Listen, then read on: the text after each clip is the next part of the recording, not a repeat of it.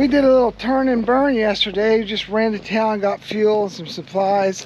I used some of that YouTube money. Bought me a Costco chair because I've been sitting on a little fold-up chair for the last several years when I'm editing videos. So now I've got a real chair I can relax in. A little lumbar support, man, I love it. Listen, don't ever mess with Mother Nature.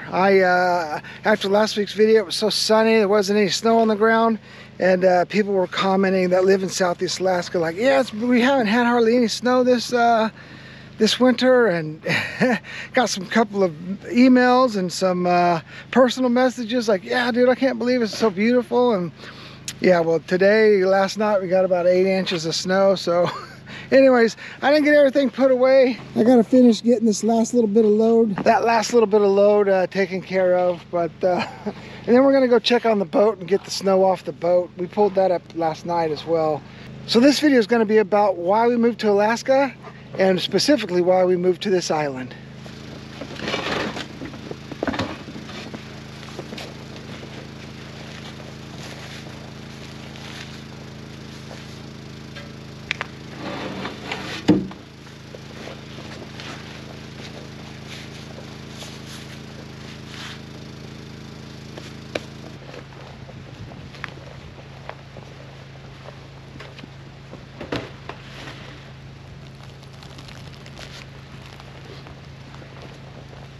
So in those big black totes, that's where we put our trash and like recyclables in.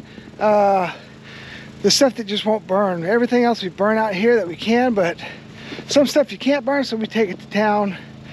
And if it's recyclable, then we'll throw it in the recyclable bin. If not, then it just goes to the trash can.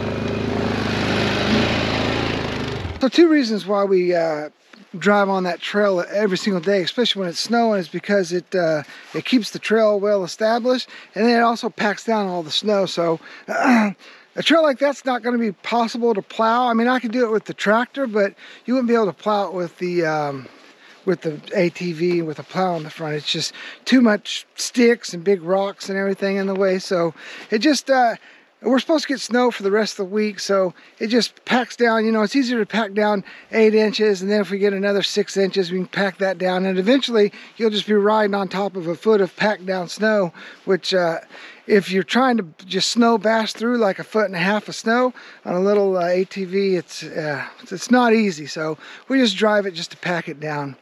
Then we came over here to the boat because we got to shovel off all the stuff on that front part there. The top part really keeps the snow off the large portion of it. This is slanted, so it sheds a little bit of snow, but it can also build up quite a bit. So we come out here, shovel that off, and when we get our new boat, and we'll talk about that later, we won't have to do this anymore. It'll be a total hard shell roof and everything.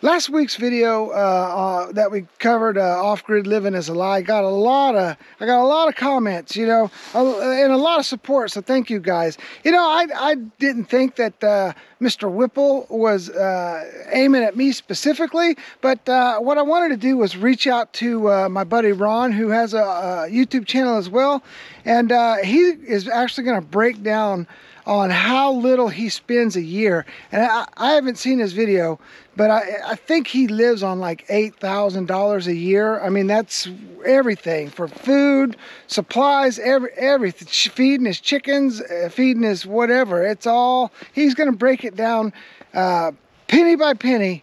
So I'm going to link his video up here so you guys can go check that out. Now we're going to talk about why we moved to Alaska. Our main reason for moving to Alaska was basically my wife's from Alaska. So when I retired from the military, we had the options of living basically wherever we wanted to. And I knew that living where I'm from, Oklahoma, would have been super cheap. But you know, her family's here, her mom and dad still live, they live in Juneau, and her brother lives in Fairbanks. So she wanted to be close to her family after following me around you know, throughout my military career. So you know, you do what your wife asks you to do. So we moved up here. Now I'm super glad that we moved here, because to be honest, I rank the states in in what I call their belief in personal freedoms. And Alaska is up there like number 1, number 2. And the other state I would rank up there number 1, number 2 would be Idaho. I think Idaho really believes in the Constitution. I think they really believe in your personal freedoms and liberties. And so if we were to have moved anywhere, you know, it would probably have been one of those two places. Now, if you think that, just let us know what other states you think values personal freedoms and liberties, and throw them down in the comments. And then tell me why. You know, don't say New Hampshire, because you know, it's New Hampshire. Let me know why. Another reason why we love living in Alaska is because it's just so beautiful. I mean, you can't see a whole lot right now because obviously it's a little foggy, and you know, it's snowing pretty good. But I mean, if you've watched any videos of mine, dude, it is especially in Southeast Alaska, I mean, you've got the mountains that go right down into the ocean, and it's just a beautiful area to live in. You know, and it's huge. I mean, so where we live in Southeast Alaska is completely different than Fairbanks, which is completely different than from the Matsu Valley. So, you know, and if you're going up to Barrow, dude, it's just like, it's so massive that there's so many different climates in Alaska that, I mean, even if you were born and raised here and traveled your whole life and just traveled in Alaska, you'd never be able to see everything, because it's just that, I mean, it's just that big. Raven! Oh, who's a good girl? Hey, you're Skipper. Hi, Skipper. All right, I'm going to take the dogs back to our place now. So they call Alaska the last frontier, and I think they do it for a reason, because there's portions of Alaska that are still just like out, like pretty wild. I mean, they're almost like the wickedy Wild West. You know what I mean? Wiki wild. And one of the reasons why we moved to this island in particular is because it has not been incorporated by Juneau or Angoon or Hoonah. So literally there's no property tax here. Nobody, the state owns the island, but it hasn't fallen into a borough yet. So like you know, if you watch the videos of ours, you'll know that there's no like filling station here. There's no little grocery market. It's just a small 200-acre island. There's probably about 25 cabins on it, 25 to 30 cabins. If you need help, then you've got the Coast Guard. You can call 911 and the Alaska State Troopers. Either the Alaska State Troopers or the Coast Guard will come out. So if you have a beef with a neighbor, then you have to call the state troopers, and they'll have to take a boat or a helicopter, typically a boat, and they'll come out and do an investigation. Or more likely, you know, if it's not involving any like high property damage or bodily harm, then they're probably just going to be like, listen, you guys work it out on your own. But that's part of the reason that draws me to this like lifestyle, is because it's just wild. It's just no real politician has came out here and like put their thumb down on our necks and said, this is the way you have to live. So, you know, there's no building codes. You don't have to pull any permits to do anything. You know, if you want to build like an 8x8 structure in town, then you're going to have to, you know, apply to the city. And if you live in an HOA, they've got to approve it. The city's got to approve it. Then you got to pay to have permits. So here you don't have to do any of that. And typically in the majority of Alaska, you don't have to do any of that. Only Juneau, matter of fact, only Juneau, I think, is the only, I could be wrong, let me know if I'm wrong. Only Juneau is the only borough that has sales tax, like city tax. Everywhere else, like Fairbanks, when you go to the grocery store to buy like a jug of milk, you're paying for what the milk is listed for on the grocery shelf. You're not paying any sales tax on it. We don't have any state tax, and you actually get paid to live here. Last year, me and my wife got $3,000 each for our PFD, and that's just money that the state makes off the pipeline. You know, everybody shot down the Keystone pipeline. Well, in Alaska, we have a pipeline, and it makes so much money that the state actually pays every man, woman, and child an amount of money of what's made off of the money that they make sales on off the pipeline. So yeah, we made $6 grand last year off just living here in Alaska. Not too bad. It's not a huge amount, but $6 grand. So that's not too bad for just living in a state, is they actually pay you money. And my last reason why I love living here in Alaska is, and we kind of hit on it, was freedom. I mean, it definitely has its challenges. It's not an easy life, but man, you are basically, you don't have to have a concealed carry permit if you want to carry a gun, like, you know, in your pants or, you know, in a chest holster. You can carry it. You know, when you go to some of these smaller little villages, it's not uncommon to see a guy walking out of the woods with the rifle slung across his back. So yeah, I mean, that's what I think you know, in my 52 years life, I think what I value the most these days is the freedom to be able to do what I want to do.